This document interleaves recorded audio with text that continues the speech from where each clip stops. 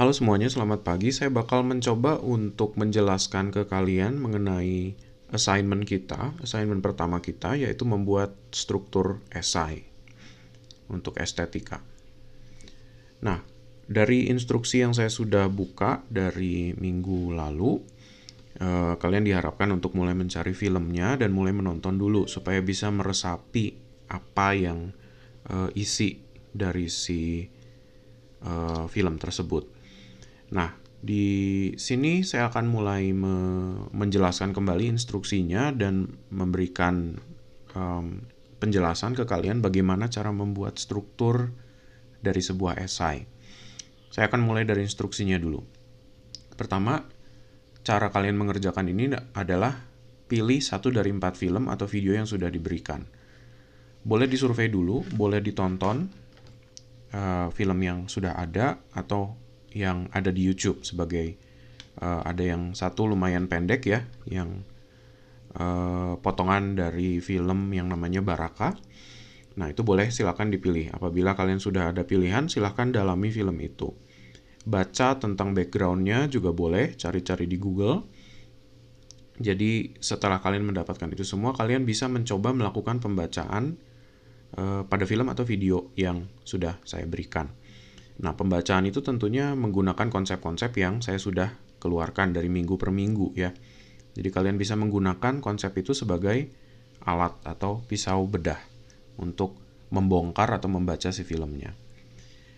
Apa yang harus kalian bahas? Nah, apa yang harus kalian respon adalah nilai estetika apa yang terkandung di dalam film atau video pilihan kalian itu.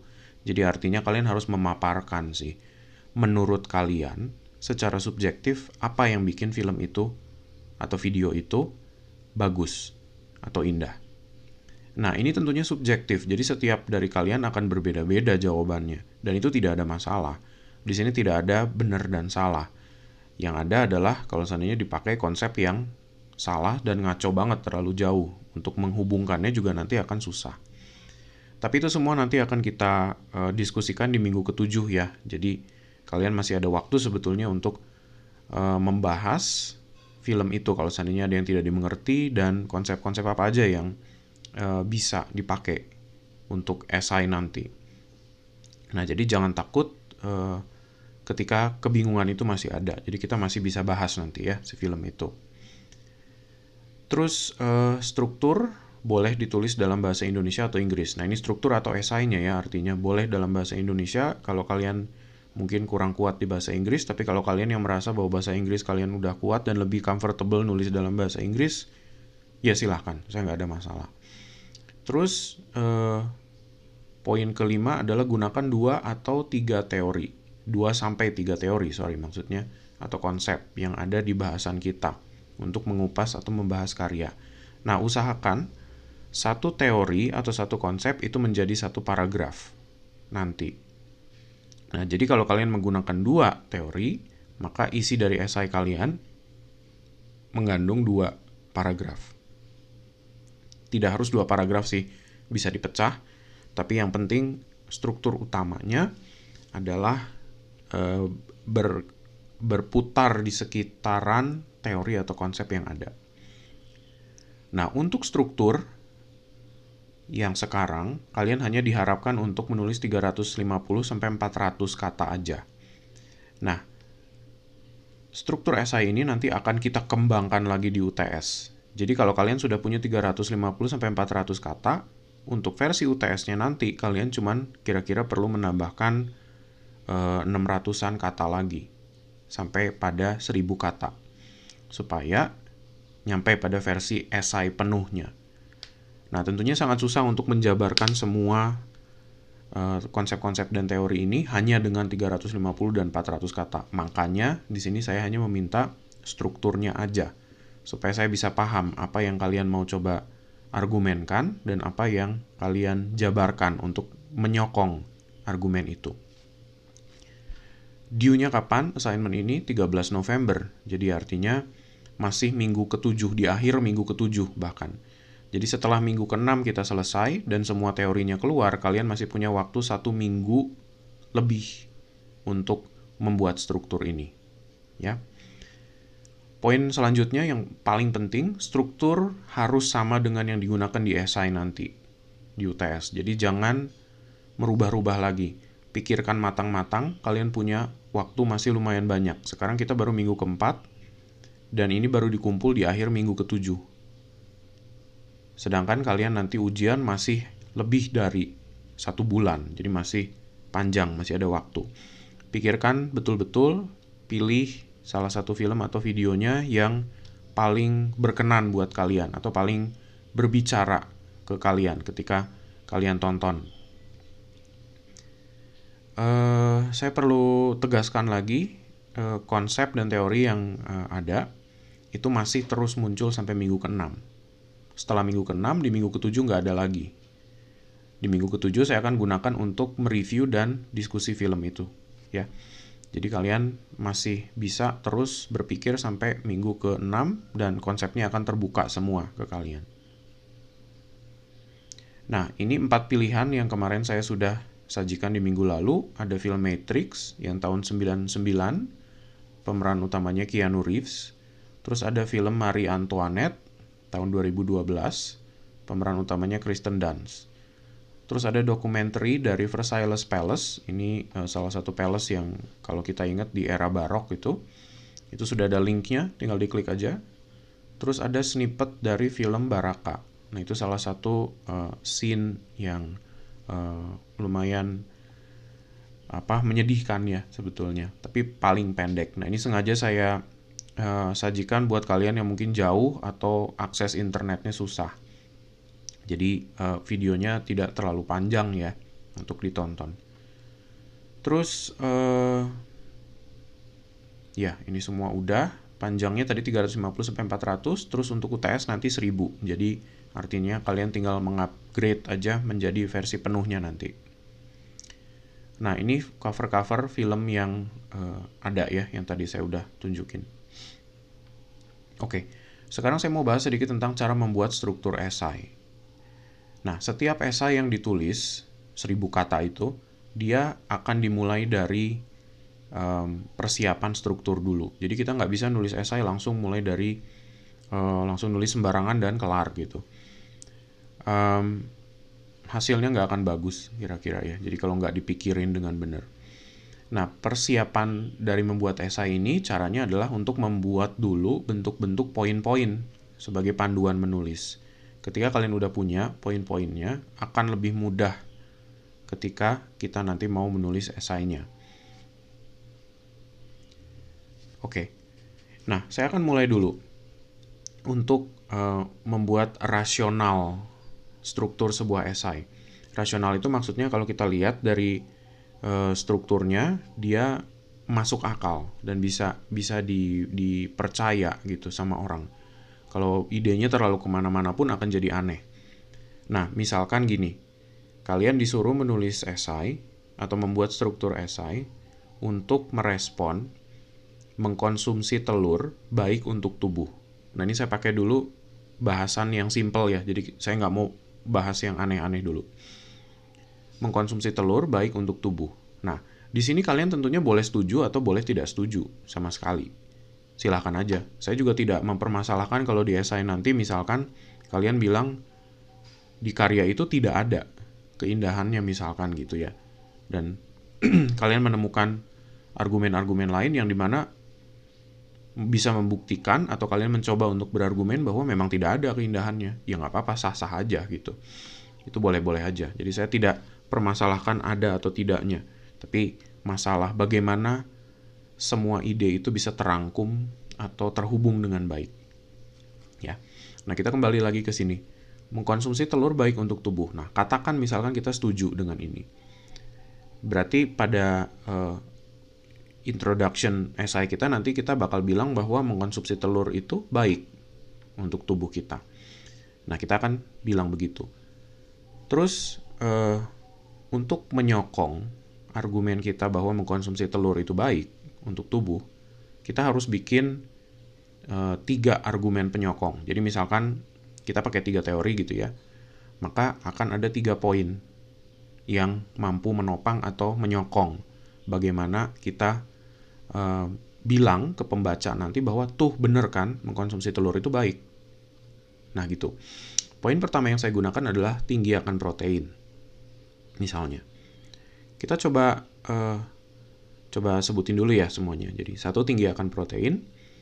2, telur itu rendah kalori. 3, telur itu mampu meningkatkan perbaikan sel yang rusak. Sel tubuh maksudnya, sel tubuh yang rusak. Nah, 3 hal yang kalian lihat ini, tinggi akan protein, rendah kalori, meningkatkan perbaikan sel tubuh yang rusak, ini yang disebut 3 struktur isi dari esai. Jadi poin pertama adalah tinggi akan protein, kedua adalah rendah kalori, ketiga meningkatkan perbaikan sel yang rusak. Nah, jadi inilah yang disebut sebagai scope atau outline dari esai. Nanti ada contohnya di belakang, jangan takut, nanti coba kita lihat. Tapi pertama-tama, untuk menentukan rasionalnya, kita perlu betul-betul mengecek dari 3 hal yang sudah kita taruh di sini sebagai struktur. Coba, kita mulai dulu dari yang pertama, tinggi akan protein. Kita pertanyakan coba, apakah tinggi protein baik untuk tubuh? Kan argumen kita adalah mengkonsumsi telur baik untuk tubuh. Ya kan? Nah, terus jadi pertanyaannya, apakah tinggi akan protein itu baik untuk tubuh kita? Ya oke. Untuk kesimpelan di sini ya, untuk simplicity, kalau saya mau buka-buka semuanya ya tentunya tinggi akan protein absolut belum tentu selalu selamanya baik untuk tubuh. Kalau udah kelebihan ya juga nggak bagus. Tapi untuk mempermudah, kita anggaplah konsumsinya proteinnya dalam kadar yang masih bisa diterima ya. Jadi apakah tinggi protein baik untuk tubuh? Ya. Keadaan tersebut pada dasarnya dibutuhkan tubuh untuk berbagai fungsi. Untuk kita lari, bergerak, untuk kita meregenerasi otot misalnya, memperbaiki gitu nanti ya. Artinya, kalau seandainya kita bahas seperti itu, poin pertama di struktur kita masuk akal. Karena tinggi protein itu baik untuk tubuh kita. Nah ini cara berpikir yang kita kembalikan lagi ke argumennya. Tinggi akan protein, benar nggak bisa mengkonsumsi telur baik untuk tubuh kita gitu. Dan artinya ternyata dia menyupport ya. Tinggi akan protein itu menyupport. Ternyata baik untuk tubuh kita. Oke, berarti kita kasih centang di sini, masuk akal. Terus kedua, rendah kalori. Apakah rendah kalori baik untuk tubuh kita? Nah, ini juga mempertanyakan kembali ya, rendah kalori itu sejalan nggak dengan argumen baik untuk tubuh? Nah, di sini kalau seandainya kita coba jelasin sedikit ya. Nah, telur itu mengandung rendah kalori. Kebiasaan pola makan kita sehari-hari itu malah tinggi kalori. Jadi misalnya makan nasi berlebihan, makan gorengan kebanyakan, itu kalori yang tinggi semuanya. Makan minum manis kebanyakan itu juga jadi kalori ya, gula menumpuk misalkan. Jadi pada kebiasaan kita sehari-hari yang memang sudah kalorinya tinggi, ya telur menjadi baik karena kalorinya tidak terlalu tinggi atau bahkan minim gitu ya. Jadi kembali lagi, apakah rendah kalori itu baik untuk tubuh kita? Jawabannya iya. Berarti kalau seandainya kita centang, dia masih masuk akal ya. Ketiga, meningkatkan perbaikan sel yang rusak. Nah, sama lagi, pertanyakan lagi. Apakah perbaikan sel yang rusak itu baik untuk tubuh kita? Ya jelas, badan kita dalam sehari-harinya itu terus meregenerasi diri sebetulnya. Dengan kita tumbuh, dengan umur kita makin lanjut, semua sel yang baru, tadinya baru, akan mati. Dan nanti akan muncul yang baru lagi. Jadi, pada keadaan di mana itu terus terjadi secara berkesinambungan, ya bagus dong. Gitu kan ya. Masuk akal artinya. Nah, kita kasih centang. Artinya, telur mampu meningkatkan perbaikan sel yang rusak di tubuh kita. Nah, artinya telur itu baik karena dia mampu meningkatkan perbaikan sel. Gitu ya. Jadi dari 3 struktur ini masuk akal ke argumennya.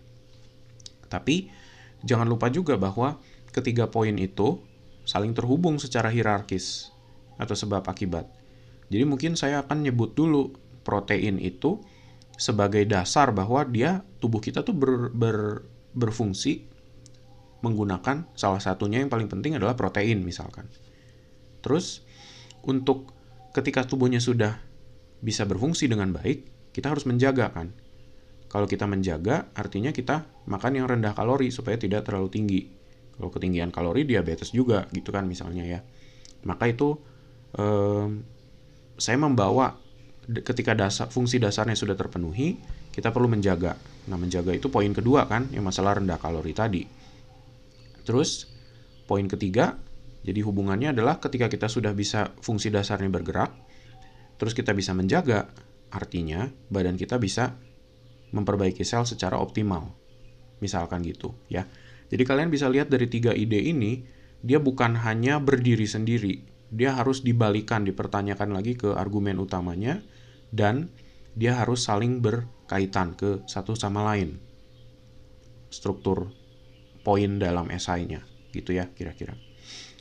Nah, sekarang kita mulai coba masuk ke gimana kita bikin sampel structure untuk film Joker misalnya ya.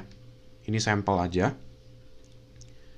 Sampelnya di sini saya mau berargumen bahwa setelah kita nonton film Joker misalnya, saya bilang bahwa film Joker itu adalah film tentang kritik terhadap keadaan masyarakat kita saat ini, sekarang. Nah, saya harus menyajikan sokongan kenapa film itu kritik terhadap masyarakat, ya kan?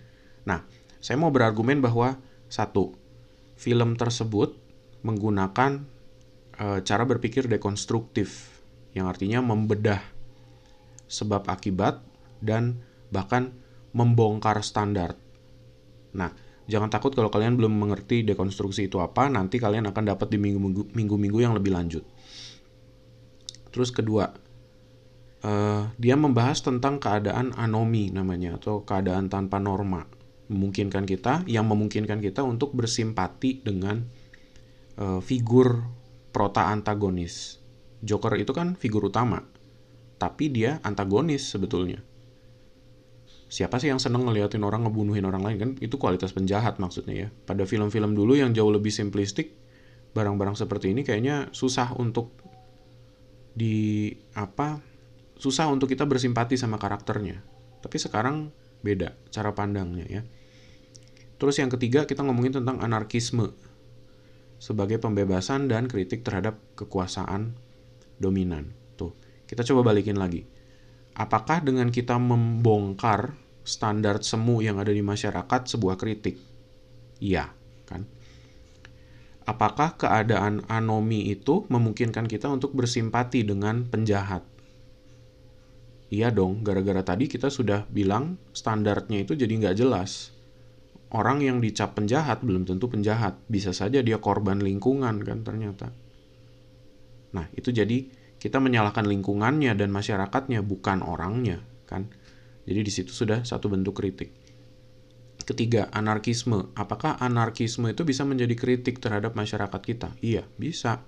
Karena dengan semua permasalahan yang udah ada, mungkin aja orang-orang misalnya kaum buruh atau rakyat kecil, mereka jadi marah. Kalau mereka sudah marah, mereka berontak kan.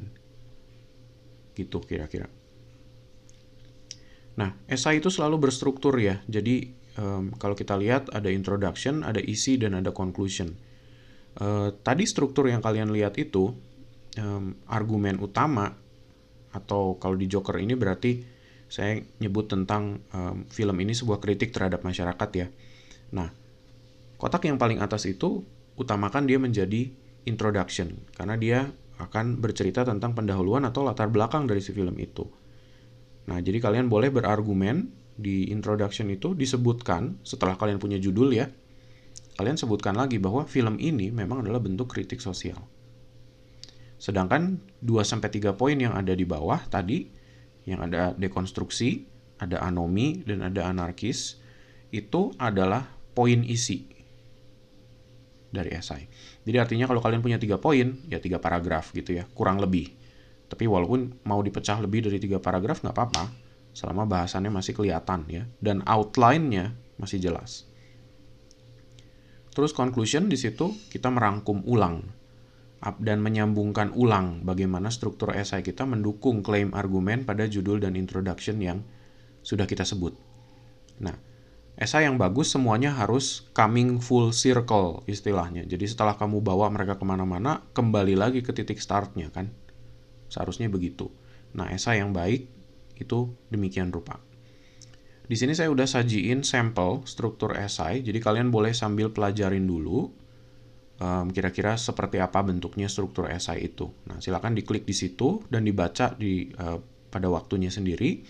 Saya udah menyajikan notes di situ ya. Jadi saya udah tinggalin catatan-catatan yang kalian bisa cek untuk dibaca kira-kira. Nah, seperti apa bentuknya? Seperti ini. Kalian tinggal lihat aja. Jadi misalnya di sini ini adalah bagian yang saya kasih catatan. Di sini juga ada catatannya lagi. Di sini juga. Nah, satu hal yang saya coba tekankan ke kalian juga, kalau kalian membaca apa yang saya tulis, kalian bisa lihat saya mencoba untuk membuat paragraf saya tuh mengalir. Dalam artian saya seperti bercerita. Nah, di situ banyak, misalnya seperti di body paragraf tuh ya, saya sudah ngomongin tentang dekonstruksi dan berakhir dengan kata menghancurkan standar norma. Ketika saya memulai paragraf kedua di isi esai, saya akan melanjutkan lagi dari apa yang saya tinggalkan di paragraf sebelumnya. Jadi misalnya norma di situ, di sini saya ngomongin lagi tentang norma itu. Jadi selagi kita lagi ngomongin norma, sambungin lagi ide itu menjadi norma lagi. Terus kita bahas terus. Kira-kira gitu ya. Nah, silakan dibaca nanti sampai di akhir ini supaya bisa dipahamin. Oke. Saya kembalikan lagi ke sini. Jadi silakan kalian baca dan instruksinya untuk GSLC kali ini ya itu aja. Selain itu tentunya cek juga materi utamanya yang saya upload di resource untuk minggu ini ya. Sampai di sini, kalau seandainya ada diskusi, kita lanjutkan di forum ya. Oke, thank you semua.